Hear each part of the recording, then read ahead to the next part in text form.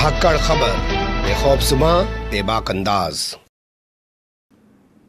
धाकड़ खबर के news room से मैं आपके साथ हूं अकरम रईस खान। एक के बाद एक लगातार प्रेस कॉन्फ्रेंस करके महाराष्ट्र सरकार के मंत्री नवाब मलिक एनसीबी की भूमिका पर सवाल खड़े करते जा रहे हैं। लेकिन दिल्ली में बैठा हुआ भोपू मीडिया और उसके दलाल चाटुकार दंगे पत्रकारों को अब भी शर्म नहीं आ रही है कि एक मंत्री ने पत्रकारों का काम अपने जिम्मे ले लिया है। बाकायदा तस्वीरें चलाता है, दिखाता है, फिर बताता है कि कैसे कैसे क्या क्या गलत क्या क्या सही है। लेकिन मीडिया अपनी दलाली चाटुकारी में लगा हुआ है। आज फिर से एक बार नवाब मलिक मीडिया के सामने आए। उन्होंने लंबी चौड़ी 30-32 मिनट की प्रेस कॉन्फ्रेंस की है। उसमें से करीब 19 मिनट का हिस्सा मैं काट के आपके लिए लाया हूं। चाहता तो मैं पूरी 30 मिनट की वीडियो भी आपके सामने डाल देता, लेकिन फिर उसको आपको अपने तरीके से समझना पड़ता। ये कटिंग वो है जिसमें वो बताना चाह रहे हैं कि उनके दामाद समीर खान को एनसीबी ने आखिर कैसे फंसाया और कैसे उनके दामाद को जमानत मिली। और जब जमानत मिली तो अदालत ने ऑर्डर में क्या क्या लिखा वो यहां तक बता रहे हैं कि जब तक ऑर्डर की कॉपी उनके हाथ में नहीं आ गई, इंटरनेट से डाउनलोड करके उन्होंने नहीं देख पढ़ ली, तब तक वो इस मामले में बोलना नहीं चाहते थे। उन्होंने कहा कि जब से उन्होंने आर्यन खान वाले मामले पर प्रेस कॉन्फ्रेंस करना शुरू किया है, तब से लोग सवाल उठा रहे हैं कि असल में एनसीबी को इसलिए गलत साबित करने पर तुले हुए नवाब मलिक क्योंकि उनके दामाद यानी कि समीर खान को भी एनसीबी ने जेल भेज दिया था, इसलिए एनसीबी से खुन्नस निकाल रहे हैं। लेकिन आज उन्होंने क्लियर किया कि उस प्रकरण का इस प्रकरण से कोई लेना देना नहीं है। लेकिन साथ ही उन्होंने एक बात आज और कही कि उनकी जान को खतरा है। लोग फोन कर करके उनको जान से मारने की धमकी दे रहे हैं। आप समझ सकते हैं महाराष्ट्र के अंदर सरकार के लोगों को फोन करके कौन धमकी दे रहा होगा। सवाल उठाया जा रहा है कि समीर वानखेड़े जो एनसीबी का जोनल डायरेक्टर है, उसी को लेकर लोग धमकी दे रहे हैं। अब इनको वाई+ सिक्योरिटी दे दी गई। आप जानते हैं वाई+ सिक्योरिटी में फोर्स ज़्यादा बढ़ा दी जाती है। इससे पहले इनके पास सिर्फ 2 गार्ड थे या इनके अपने प्राइवेट गार्ड हुआ करते थे। तो ये अपने आप में एक बड़ा आरोप लगाया है और जो उन्होंने पूरी जानकारी दी है, मुझे लगता है इसको संभाल के रख लीजिएगा। दस्तावेज के तौर पर आपके काम आ सकती है। आपको से ये सीखने को मिल सकता है कि अगर मंत्री के दामाद को ऐसे फंसा सकते हैं या इन लोगों को ऐसे फंसा सकते हैं तो आम आदमी की वक़्त क्या है। फिर तो उठाइए, किसी को भी कुछ भी बताइए और ठोक दीजिए, जेल में लगा दीजिए मुकदमे और मीडिया पे करा दीजिए ट्रायल शुरू। सुन लीजिए उनकी ज़बानी। होने के बाद हम लोगों ने उसे ऑनलाइन लोड करने के बाद चीज़ें पढ़ी। उसको मैं समझता हूँ कि आप जिस तरह से हमारे मीडिया में मेरा नाम लेकर पूरी खबरें 8.5 महीने चली, मेरे दामाद को 8.5 महीने जेल में रहना पड़ा और एक उनकी बीवी जो मेरी बेटी है वो अलग ट्रॉमा में थी। उसके 2 छोटे छोटे लड़के जो अलग तरह से उनके दिमाग पे असर हुआ, वो समाज में किसी से मिलने के लिए तैयार नहीं। सिर्फ या मेरे घर पे या मेरी दूसरी बेटी है उसके घर पे या घर के 4-6-10 लोगों के अलावा वो किसी से मिलते नहीं। इस तरह का हालात घर में है। लेकिन कल जो आदेश आया उससे पहले की घटनाक्रम मैं आपके सामने रखना चाहता हूँ।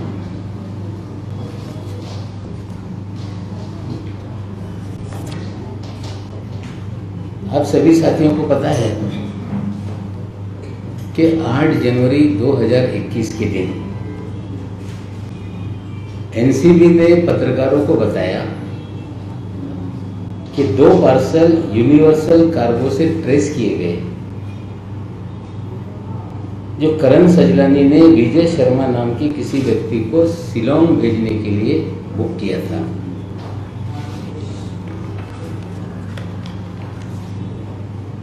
नौ जनवरी के दिन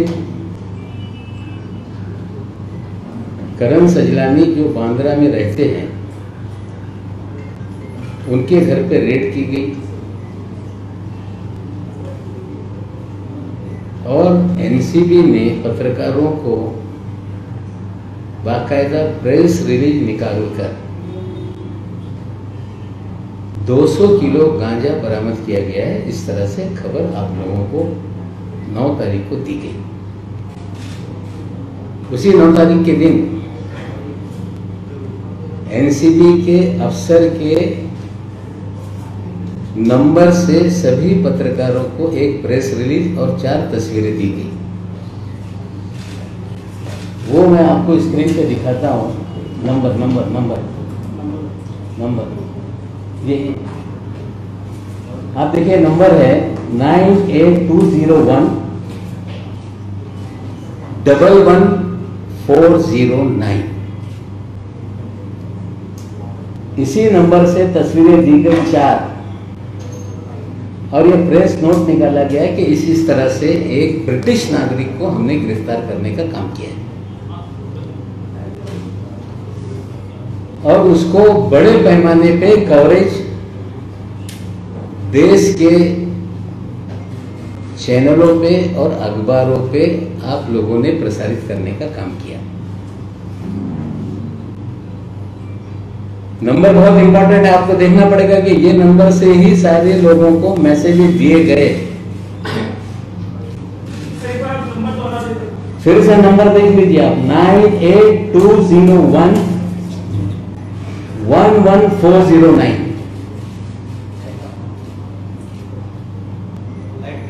लाइट चालू करो। जो तस्वीरें थी वो रिपब्लिक टीवी पे चली। वो तस्वीरें अलग अलग मीडिया में ऑनलाइन छपी।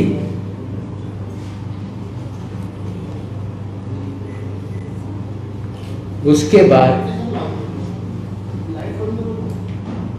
9 जनवरी के दिन 9 जनवरी के दिन लाइट चला। 9 जनवरी के दिन एक लड़की के पास से 7.5 ग्राम गांजा पकड़ा गया। साइस्ता फर्नीचर वाला का नाम सामने आया। 7.5 ग्राम। और उस महिला को उसी दिन जमानत दे दी गई।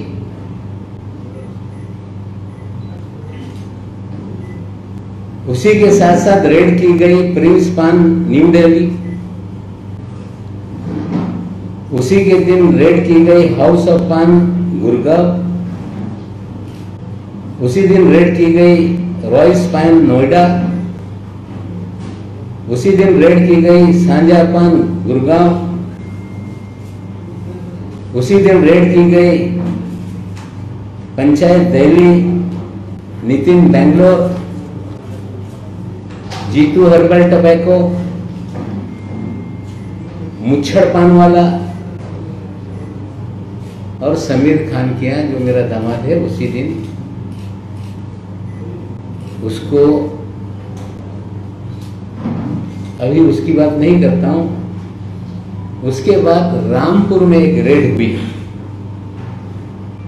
और जिसकी भी जानकारी एनसीबी ने दी और वो सारी खबरें आप लोगों ने चलाई। और 13 तारीख के दिन उसके बाद मुझे एक पत्रकार साथी है, उनका फोन आया कि सुबह लगभग 9:30 पौने 10 बजे कि आपके दामाद को एनसीबी ने कोई सम्मन किया है क्या, कोई ड्रग के मामले में। मैंने वो कहा कि उसे क्यों सम्मन करेंगे, ऐसा गलत है। अगर कुछ है तो मामला गंभीर हो सकता है।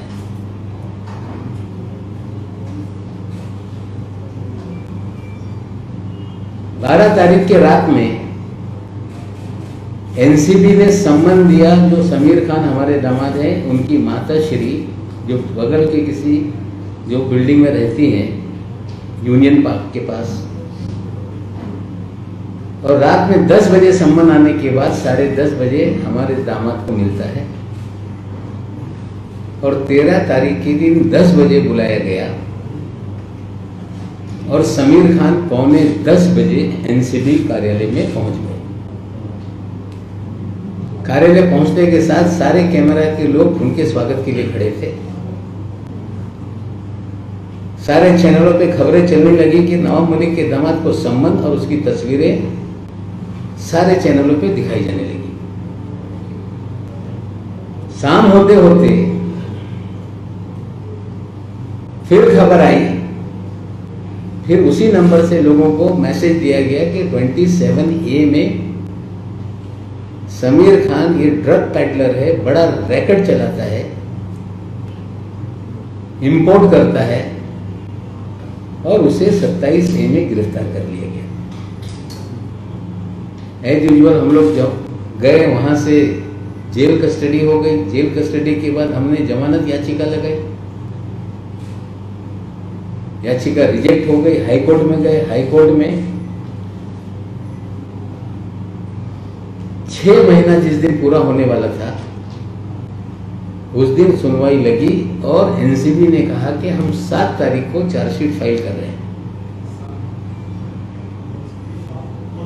3 महीना पहले वाला 7 तारीख, जिस दिन 6 महीना गिरफ्तारी के बाद, 9 तारीख के बाद जो 6 महीना पूरा हो रहा था, 7 तारीख के दिन, उस दिन चार्जशीट फाइल करेंगे। हाई कोर्ट ने कहा कि आप अब लोअर कोर्ट में जाइए। फिर लोअर कोर्ट में हमने बेल एप्लीकेशन लगाई। 3.5 महीने एनसीबी ने टाला टाल करने का काम किया। तारीख लगती तो सर पांडे नाम के एक वहां पे पीपी है, वो कहते हैं कि आज मुझे टाइम नहीं है। जज साहब ने कहा कि कल सुन लेते हैं, बोले कल मैं आऊंगा नहीं। कहने का अर्थ यह है कि उस सुनवाई को 3.5 महीने तक चलाना पड़ा और एनसीबी ने भरपूर कोशिश की कि जितना टाइम बाय हो सकता है इसमें किया जाए, लेकिन अल्टीमेटली जमानत हो गई। और 12 तारीख के दिन जज साहब ने दस्तखत किया और दस्तखत करने के बाद कल लोड 13 तारीख के दिन हुआ और चीजें आई। वो चार्जशीट जो है, वो जो ऑर्डर है, मैं आप लोगों को अभी उस पर शेयर करता हूं। उसके अंदर 2 पैराग्राफ बहुत इंपॉर्टेंट है।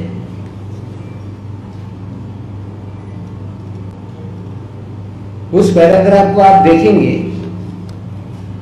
तो ये जो दावा किया जा रहा था कि ये 200 किलो गांजा है, ये पूरी तरह से कोई 200 किलो गांजा उसमें नहीं मिला। कुल मिला के 7.5 ग्राम शाइस्ता फर्नीचर वाला के पास जो मिला वो मैरिजुआना है। 1 किलो वेजिटेटिव है, इस तरह का पॉजिटिव रिपोर्ट है। मैं वो भी रिपोर्ट भी आप लोगों के सामने सीए रिपोर्ट करूंगा। बाकी सारी चीजें, ये हर्बल टोबैको है, इस तरह से रिपोर्ट में आया है। मैं सीए रिपोर्ट आपको साझा कर देता हूं। सवाल सबसे पहले ये खड़ा होता है कि इतनी बड़ी एजेंसी है एनसीबी, वो तंबाकू और गांजे में फर्क नहीं कर पाती है। ये बड़ा अचंभव का सवाल है। मेरी जानकारी है कि इस तरह के केसेस में जो भी एजेंसीज काम करती है उनके पास इंस्टेंट टेस्टिंग का एक किट होता है, जिससे टीएससी केमिकल लेवल देखकर वो तय कर सकते हैं कि ये एनडीपीएस एक्ट में कवर होने वाली कोई पदार्थ है या नहीं। इसका मतलब है कि ये सारी चीजें उन्होंने चेक की, गांजा नहीं था और लोगों को फ्रेम करने का काम किया गया। ये मैं नहीं कहता हूं, ये पूरी तरह से ये जो कोर्ट की रिपोर्ट है ये कहती है। जो धाराएं लगाई गई 27A की वो लागू नहीं होती।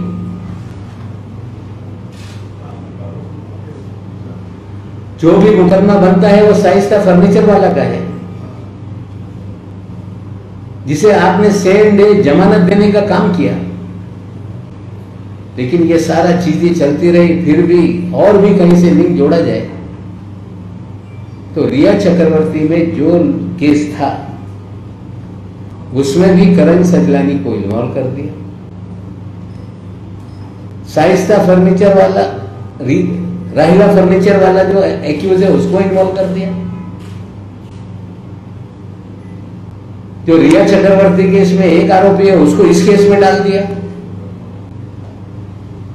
टोटली मैलिफाइड इंटेंशन से चीजें की गई है। ये मैं नहीं कह रहा हूं, ये कोर्ट की रिपोर्ट है। मैं आप लोगों के साथ आदरपूर्वक ये भी बताना चाहता हूं कि 14 तारीख के दिन हमारे दामाद बेटी के घर पे सर्च के लिए लोग गए।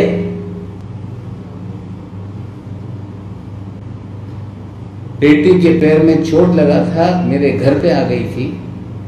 फोन आया कि कुछ लोग घर चेक करने के लिए, दफ्तर चेक करने के लिए आए हैं, आप आइए।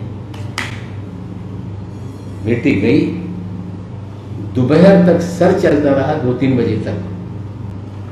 सारे चैनल पे यही दिखाया जा रहा था कि बड़े पैमाने पे गांजा बरामद हुआ है,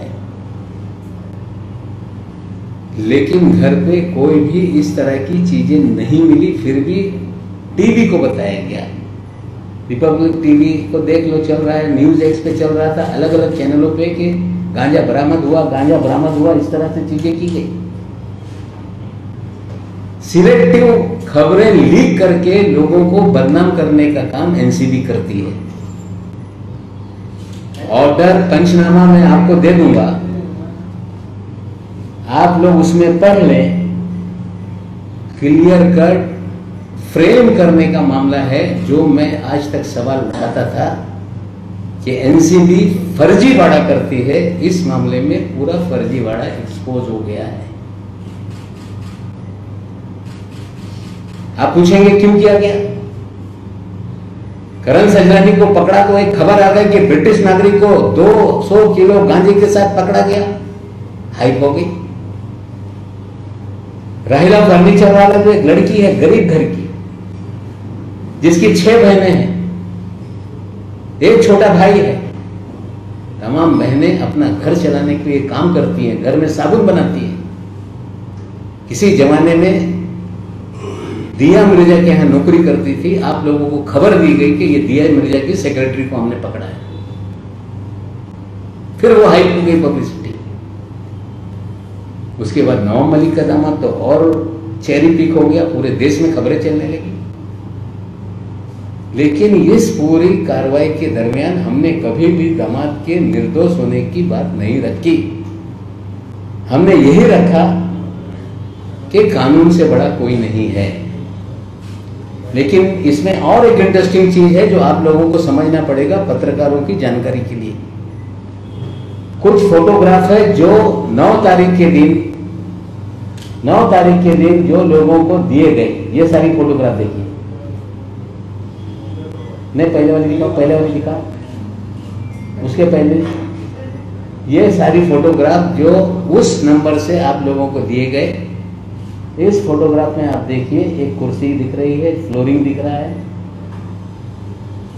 ये मुद्दा हमने कोर्ट में उठाया कि जो सीजर होता है वहां सीजर करके उसे सील किया जाता है, कोर्ट की परमिशन से खोला जाता है। ये तस्वीर साफ बताती है कि ये तस्वीरें एनसीबी के कार्यालय की हैं। कुर्सी का रंग देख लो, फ्लोरिंग देख लो, लिखा हुआ है जो हमने बाद में फोटो मंगवाए, दूसरे फोटो मंगवाए। देखिए, वही कुर्सी, वही फ्लोरिंग। ये जब कोर्ट में हम लोगों ने मामला उठाया तो सर पांडे साहब जो पीपी है, उन्होंने कहा कि हमने बहुत सारे रिश्तेदारों को अलाउ किया, उन्होंने तस्वीरें खींच ली होंगी।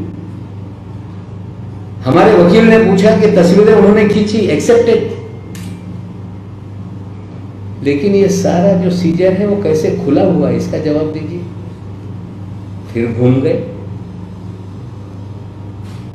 बोले पत्रकारों ने खींच लिया होगा, बोले करण सजवानी के घर पे पत्रकार घुस के जबरदस्ती खींच रहे थे। और उसका भी कोर्ट में जो रिप्लाई फाइल किया है एनसीबी ने, उसकी भी जानकारी मैं आपको अभी देता हूं। वो कह रहे हैं कि ये हमने नहीं, ये पत्रकारों ने घुसकर फोटो उतारा है। मतलब आपको एक तरफ चीजें दी जाती है,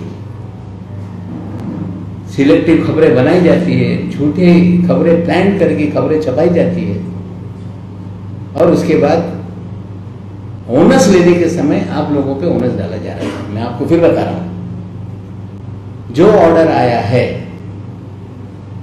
इस ऑर्डर में हमारे दामाद को फ्रेम किया गया। ये पूरी तरह से चीजें सामने आ रही हैं। उसने तय किया है कि वो हाई कोर्ट में मामला क्वैश करने के लिए जाएगा और जल्द ही सारे वकील तैयारी कर रहे हैं। मामला हम क्वैश करेंगे। आज बहुत ज़्यादा मैं कुछ बताना नहीं चाहता था, इसीलिए आप लोगों के सामने ये हकीकत मैंने रखी कि भारतीय जनता पार्टी के सारे नेता दामाद का सवाल उठा रहे थे। आप सभी लोगों ने बार बार दामाद को लेकर सवाल उठाया, लेकिन कल के ऑर्डर के बाद उसे गलत तरीके से फ्रेम किया गया।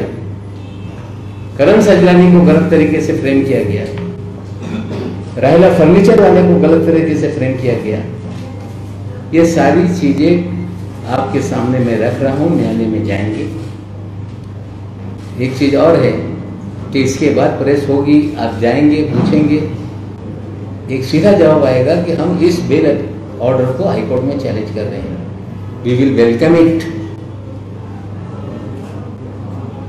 रिया चक्रवर्ती के मामले में जब हाईकोर्ट ने बेल दी तो सुप्रीम कोर्ट में अभी तक वो भी चल रहा है 10-11 महीने से। एक अधिकारी अपनी जीत में सरकारी समय, पैसा कितना वेस्ट करेगा? एक ये मामला आज मैं बोलूंगा, ऐसे दर्जनों घन मामले हैं जिन पे हम काम कर रहे हैं। मैं पहले दिन से सुन लिया आपने नवाब मलिक को, उन्होंने बहुत विस्तार से तमाम चीज़ों पे रोशनी डाली है। फिर मैं आपसे कह रहा हूँ, ये एक दस्तावेजी डॉक्यूमेंट्स हो सकता है, अपने घर घर रखिए, बार बार सुनिए और सोचिए कि मंत्री के दामाद को ऐसे फंसा सकते हैं तो आप किस खेत की मूली है, देसी कहावत कही जाती है ना। बने रहिएगा धाकड़ खबर के साथ। फिलहाल कमेंट्स के रूप में आप लोग अपनी राय दे सकते हैं, खबर को लाइक कर सकते हैं, चैनल को सब्सक्राइब कर सकते हैं और ज़्यादा से ज़्यादा हमारी खबरों को शेयर कर सकते हैं। फिर ऐसे ही किसी सुलगते हुए या उलझते मुद्दे लेकर मैं आपके सामने हूँगा हाजिर। फिलहाल अभी मुझे दें इजाज़त।